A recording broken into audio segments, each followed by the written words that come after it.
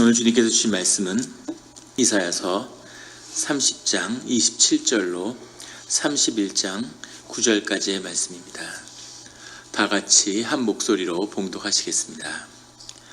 보라, 여호와의 이름이 원방에서부터 오되 그의 진노가 불붙듯하며 빽빽한 연기가 일어나듯하며 그의 입술에는 분노가 찼으며 그의 혀는 맹렬한 불 같으며 그의 호흡은 마치 창일하여 목에까지 미치는 하수 같은즉 그가 멸하는 키로 열병을 까부르며 여러 민족의 입에 미혹하는 재갈을 물리시리니 너희가 거룩한 절기를 지키는 밤에 하듯이 노래할 것이며 피리를 불며 여호와의 산으로 가서 이스라엘의 반석에게로 나아가는 자같이 마음에 즐거워할 것이라. 여호와께서 그의 장엄한 목소리를 듣게 하시며 혁혁한 진노로 그의 팔에 치심을 보이시되 맹렬한 화염과 폭풍과 폭우와 우박으로 하시리니 여호와의 목소리에 아수르가 낙담할 것이며 주께서는 막대기로 치실 것이라. 여호와께서 예정하신 몽둥이를 아수르 위에 더하실 때마다 소고를 치며 수금을 탈 것이며 그는 전쟁 때에 팔을 들어 그들을 치시리라. 대저 도벳은 이미 세워졌고 또 왕을 위하여 예비된 것이라. 깊고 넓게 하였고 거기에 불과 많은 나무가 있은즉 여호와의 호흡이 유황 개천 같아서 이를 사르시리라. 도움을 구하러 애굽으로 내려가는 자들은 화 있을진저 그들은 말을 의지하며 병거의 많음과 마병의 힘이 강함을 의지하고 이스라엘의 거룩하신 이를 앙모하지 아니하며 여호와를 구하지 아니하나니 여호와께서도 지혜로우신즉 재앙을 내리실 것이라. 그의 말씀들을 변하게 하지 아니하시고 일어나사 악행하는 자들의 집을 치시며 행악을 돕는 자들을 치시리니 애굽은 사람이요 신이 아니며 그들의 말들은 육체요 영이 아니라. 여호와께서 그의 손을 펴시면 돕는 자도 넘어지며 도움을 받는 자도 엎드러져서 다 함께 멸망하리라.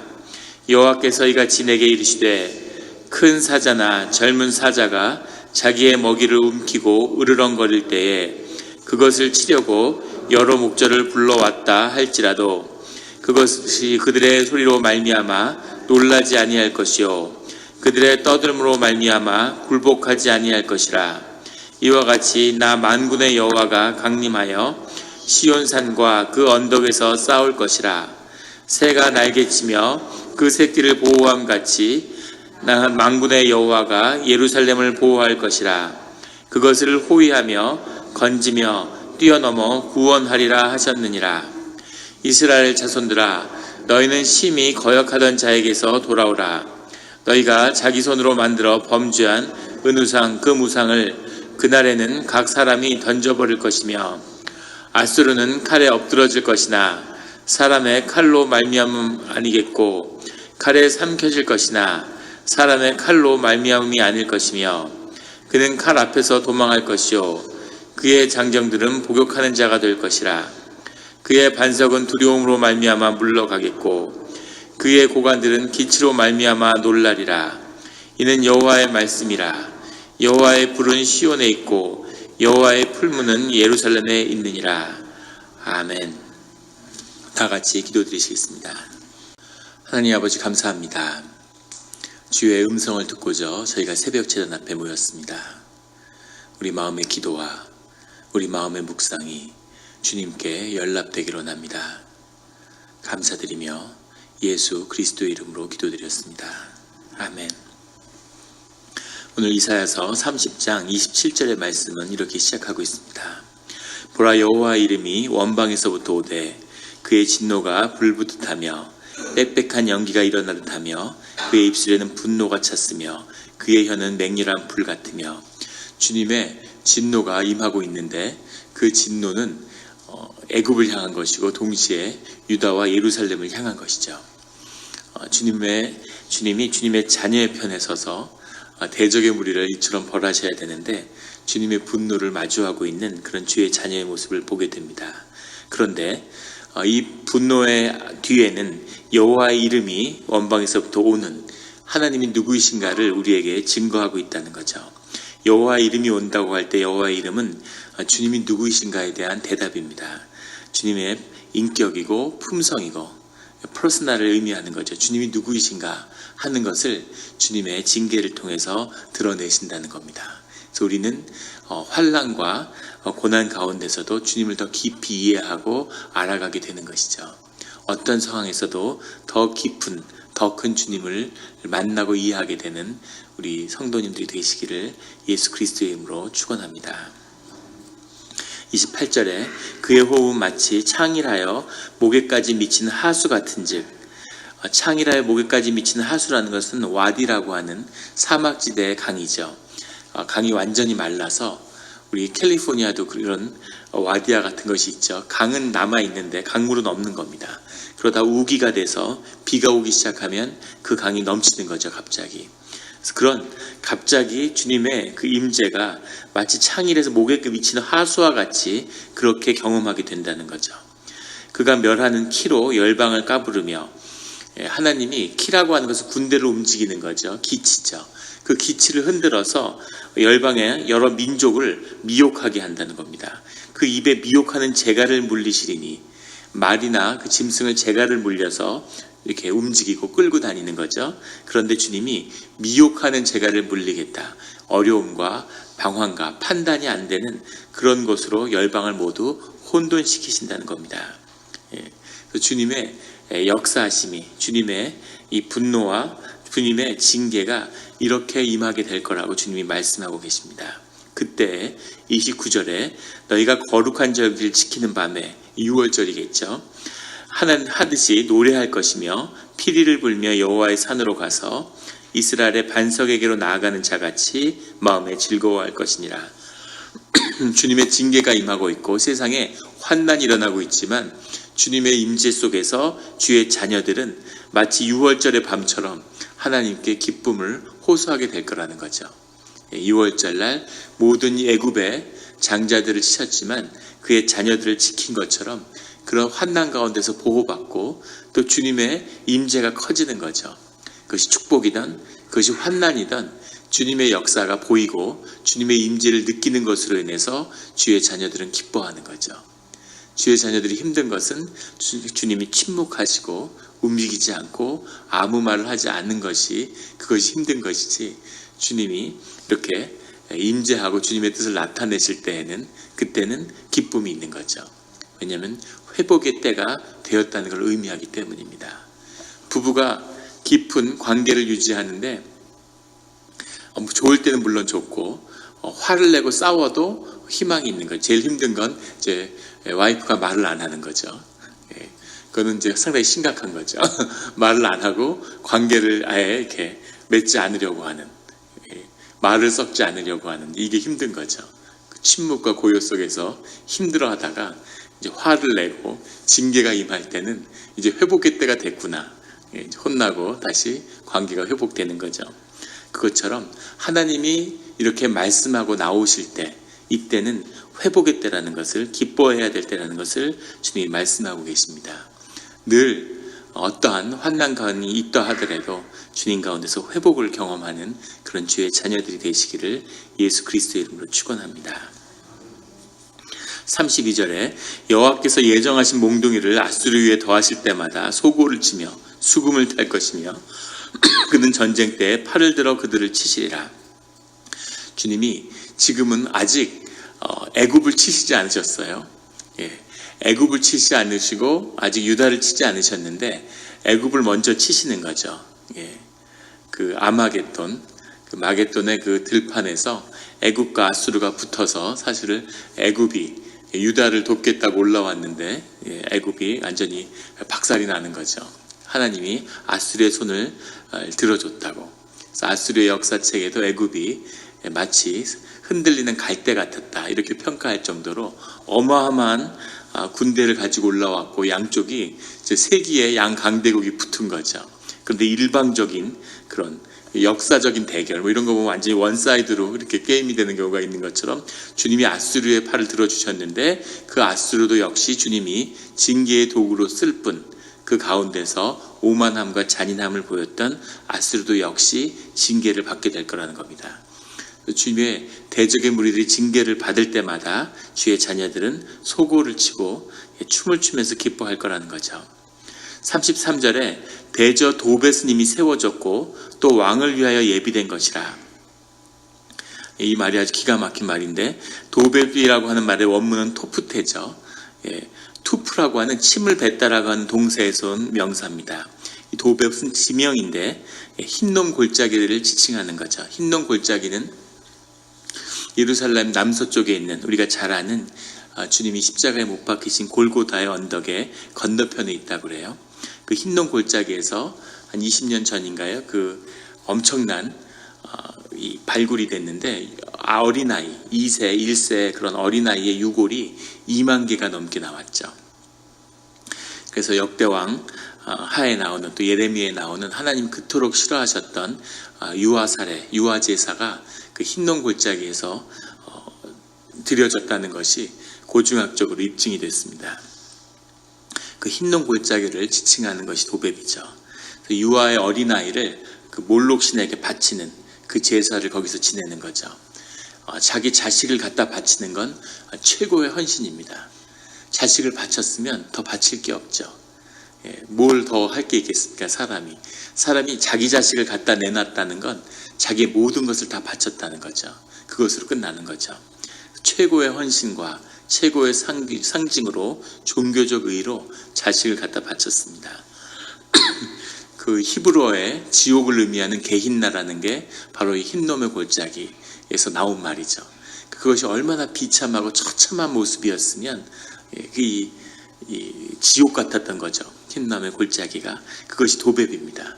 도베는 이미 세워졌고 도베비 이미 세워졌다는 것은 사람을 잡을 그 준비가 됐다는 거죠. 그런데 재밌는 건 또 왕을 위하여 예비됐다. 왕이라는 것은 아수르의 왕이죠. 본문이 멜렉입니다.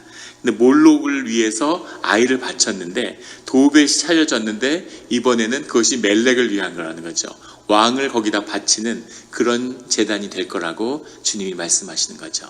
몰록을 위해서 아이를 바치는 게 아니라 주님의 제단 앞에 멜렉이 드려지게 될 거다. 이렇게 주님이 말씀하시는 겁니다. 늘 그 중심을 지키는, 절대 사람은 자식을 내놓을 수 없죠. 자식을 내놓는다는 건 자기 중심을 내놓는다는 겁니다. 우리가 자식을 내놓다 그러면 어떻게 자식을 내놓을 수가 있어? 그런데 우리가 세상에 자식을 내놓죠. 세상의 우상 앞에 학교에 명문 학교, 좋은 학교를 가기 위해서 자식의 삶을 희생시키고 너가 누구인지는 중요하지 않아. 버클리, 스탠포드 안 가면 너는 사람이 아니야. 이렇게 너의 모든 삶을 희생해. 그림 같은 거 그리지 마. 운동하지 마. 공부만 해. 좋은 학교 가야 돼. 그렇게 아이를 그런 식으로 잡아서 우상 앞에 바치는 거죠. 그것이 이 몰록에게 드렸던 유아 제사의 본질입니다. 우리도 유아 제사를 지내고 있었구나. 그런 마음이 들죠. 그래서 절대 자식을 세상에 내놔서는 안 되는 거죠. 부모라면 부모를 신앙으로 지키고 축복하며 매일 기도하는 그런 부모로서 주 앞에 세워지기를 예수 그리스도 이름으로 축원합니다. 그 주님의 준비된 그것이 깊고 넓고 거기에 불과 많은 나무가 있어서 여호와의 호흡이 유황 개천 같아서 이를 사르시리라. 주님의 호흡으로 이 모든 죄악된 것을 사르시겠다는 거죠. 31장 1절에 보면 도움을 구하러 애굽으로 내려가는 자들은 화 있을진저 그들은 말을 의지하며 병거의 많음과 마병의 힘이 강함을 의지하고 이스라엘의 거룩하신 이를 앙모하지 아니하며 여호와를 구하지 아니하나니. 지금 유다가 주님을 의지하지 아니하고 앙모하지 아니하고 구하지 아니한다는 거죠. 이 말은 뒤집어서 주님이 우리에게 구하시는 것이 이 세 가지라는 것을 말해주고 있습니다. 주님을 의지하고 주님을 바라보고 또 주님께 구하는 바를 알려야 된다는 거죠. 참 신기한 일이죠. 계속 제사를 지내고 주님을 믿는다고 하고 희생제사를 지내고 절기를 지켜온 유대 민족이 정작 어려운 일을 당하고 죽음의 위기 앞에 처하게 되니까 주님께 구하고 주님께 의지하지 않고 애굽을 의지하러 내려가는 거죠. 유대 민족은 어떻게 이럴 수가 있을까? 이제까지 드린 그 제사와 그 예배는 다 뭘까? 근데 우리를 돌아보면 우리도 늘 교회에 다니고 예배를 드리고 주님을 믿는다고 하지만 삶에 진짜 어려움이 오고 우리 삶이 다 쓸려갈 것 같은 위기에 처하게 되면 우리가 돈을 의지하는 거죠. 내가 모아놓은 통장을 의지하고 은행의 대출을 의지하고 그 모습과 똑같은 것입니다. 주님은 잠잠히 기도하고 있으라고 절대 이 위기가 너를 덮치지 못한다 이렇게 얘기하시는데 그걸 믿지 않는 거죠. 정말 고난과 이 환난의 시기를 맞기 전까지는 우리의 신앙이 진정 무엇인지를 알지 못하는 겁니다. 정말 우리의 마음과 우리 심령 가운데 주님을 향한 우리의 믿음이 무엇인지를 정말 까부르는 그때가 오는 거죠. 그것을 보여주는 알곡과 쭉정이를 가르는 그때가 바로 이때인 거죠. 그런데 유다가 드렸던 제사나 유다의 절기는 다 거짓이라는 것을 드러나는 거죠. 이 때를 맞아서 애굽을 의지하는 병거의 많음과 마병의 심히 강함을 애굽은 그 마병이 유명했다고 그러죠. 마병이 그냥 말 타고 다니는 것 같지만 말을 탄 병사가 역사를 지배해서 2차 대전 때까지 유사 이래 말을 탄 이래로 항상 말을 탄 민족이 세계를 지배하는 거죠. 사람이 말을 타고 활을 말 위에서 쏘아서 목표물을 맞추려면 10년을 훈련해야 된답니다. 그러니까 그 얘기는 아주 부강한 나라이거나 아니면 기마 민족이거나 목양을 양떼나 그런 걸 치는 그런 기마 민족이거나 둘 중에 하나밖에 없는 거죠. 그래서 그 말을 타고 이 활을 쏘는 이 기사는 아주 완벽하게 훈련된 8명의 보병을 제압한다고 그러죠. 그러니까 만주족이 중국을 제패한 것, 불과 10만 명의 여진족들이 중국 대륙을 석권했죠. 그래서 어떻게 그럴 수가 있었을까? 10만 명이 말을 타고 이동하는데 한 명이 말 한 마리를 타는 게 아니라 5마리씩 끌고 다닌다고 말을 계속 옮겨 다니고 말도 힘드니까 그러니까 50만 마리의 말이 대륙을 휩쓴다고 한번 생각해 보시죠. 그러면 그 누구도 막을 수가 없는 거죠, 세계에. 그런 일들이 기마 민족 안에 있고 우리 민족도 기마 민족의 후손인데 그 호연지기가 지금 죽어 있는 거죠. 그게 살아나야 되는 거죠. 그게 지난 반세기 동안 살아나듯 하다가 지금 다시 죽는 것이 아닌가 이런 심령의 답답함이 있습니다. 우리가 그것이 깨어날 수 있도록 기도해야 되겠죠. 중요한 것은 그 마병의 힘을 의지하는 것이 아니라 주님을 의지해야 한다는 거죠. 그 모든 것도 헛되다. 아무리 커 보여도 그것으로는 안 된다고 주님이 말씀하고 계시는 겁니다. 그 끝에는 2절에 나오는 악행하는 자들의 집을 치시며 행악을 돕는 자들을 치시리니 악행하는 자들은 유다의 민족이죠. 지금 유대인들이 주님께 벗어나서 악행하는 자들의 집도 치시는데 동시에 그 행악함을 돕는 자들 애굽도 동시에 같이 치겠다 이렇게 말씀하시는 겁니다. 애굽은 뭐 잘못한 게 없어요. 그런데 애굽을 도왔다는 이유로 자신의 행악에 사람들을 끌어들여서 모두 같이 징계를 받는 이런 일이 일어났다는 거죠. 3절에 애굽은 사람이요 신이 아니며 그들의 말들은 육체요 영이 아니라 여호와께서 그의 손을 펴시면 돕는 자도 넘어지며 도움을 받는 자도 엎드려져서 다 함께 멸망하리라. 주님의 말씀입니다. 사람과 육체에 대해서 신과 영이 대비되고 있는 거죠.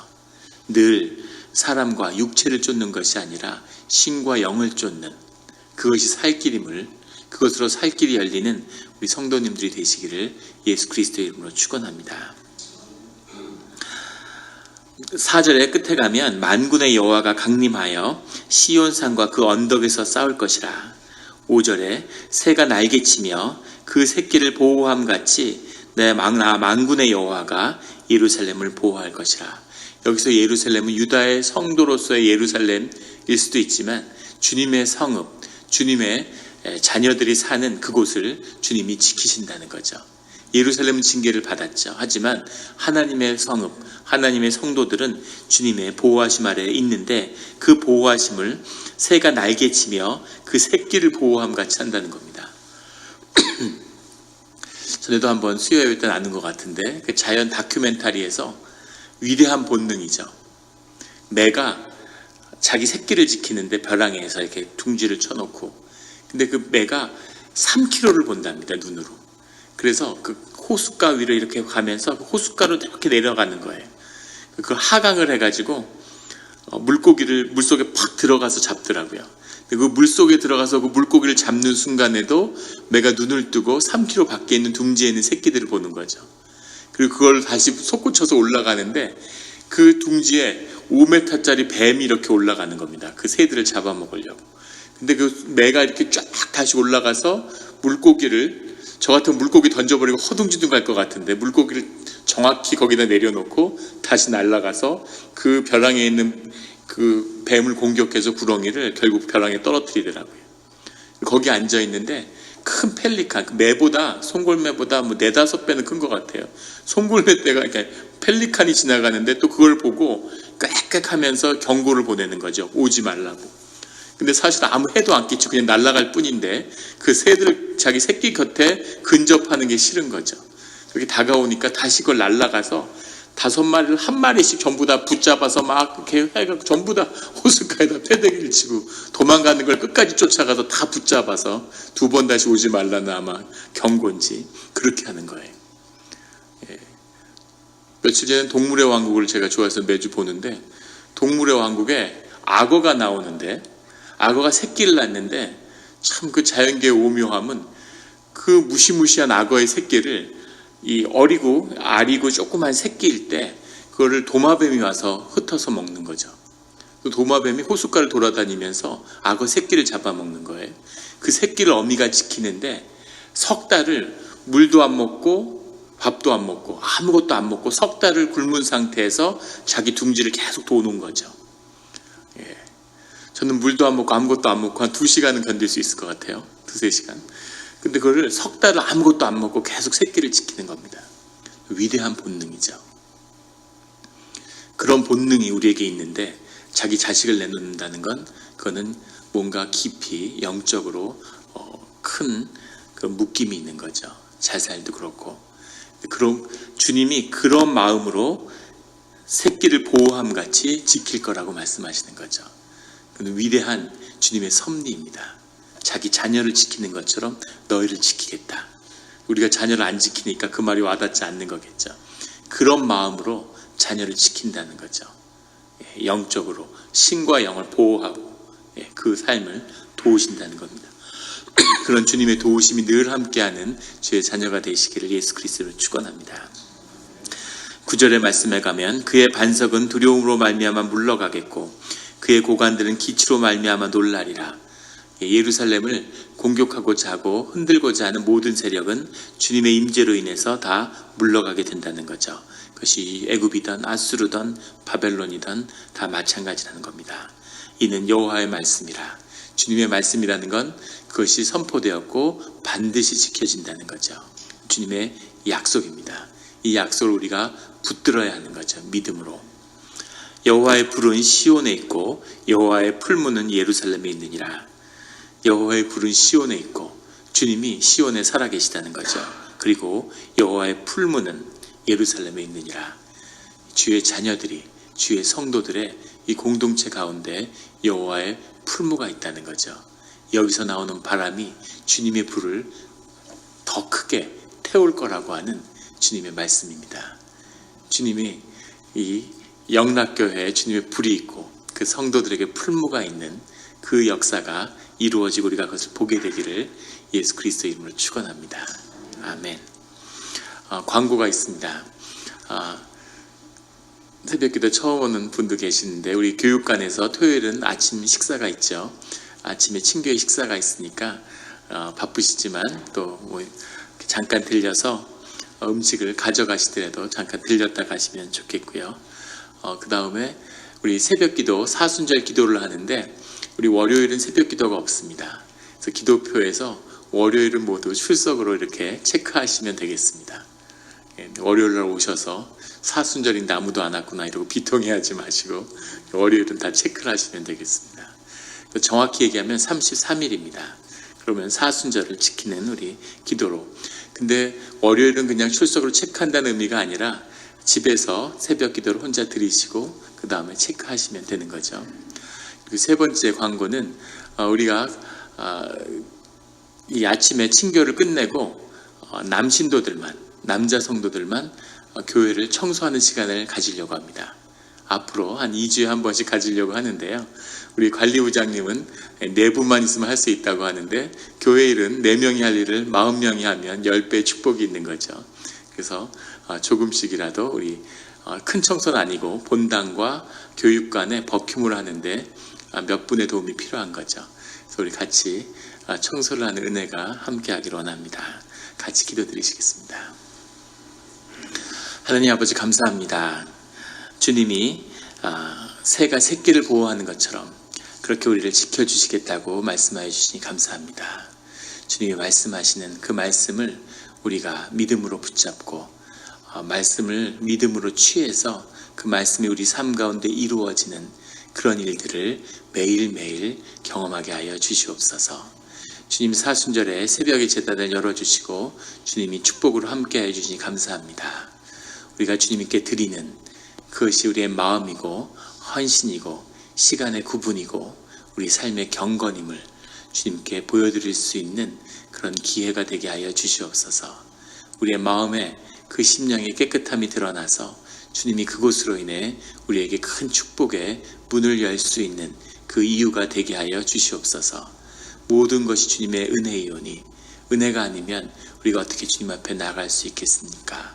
주님의 은혜의 때이고 은혜의 문을 열었사오니 담대한 믿음으로 주님 앞에서 주님을 바라보며 주님께 의지하고 주님께 구할 것을 낱낱이 아뢰는 그런 담대한 믿음을 더하여 주시옵소서. 주님의 이름을 여호와 이름을 만나기를 원합니다. 주님의 임재 가운데 더 깊이 주님을 만나는 그런 귀한 새벽의 제단이 되게 하여 주시옵소서. 우리의 자녀를 위해 축복합니다. 우리가 세상에 속아서 세상의 우상을 위해 내 자신의 우상을 쌓고자 자식들을 세상에 내주었음을 주님 앞에 고백합니다. 이런 것을 찾아오게 하시고 자녀를 주님의 자녀 되게 하시고 매일 기도로 자녀들을 지키게 하여 주시옵소서. 세상이 악하고 이 악한 세대 가운데 자녀를 어떻게 키울 수 있을지 상상이 되지 않습니다. 주님이 아이들의 부모가 되어주시고 아버지가 되어주시고 어머니가 되어주셔서 우리의 아이들이 결코 믿음 속에서 길을 잃지 않고 주님을 향해 나아가는, 왼쪽으로 치우치고 오른쪽으로 치우칠지라도 그 중심 가운데서는 늘 주님을 향해 가는 길이 되게 하여 주시옵소서. 산을 평탄케 하는 주님의 역사가 우리의 자녀 앞에 펼쳐지는 줄 믿습니다. 감사드리며 예수 그리스도의 이름으로 기도드렸습니다. 아멘.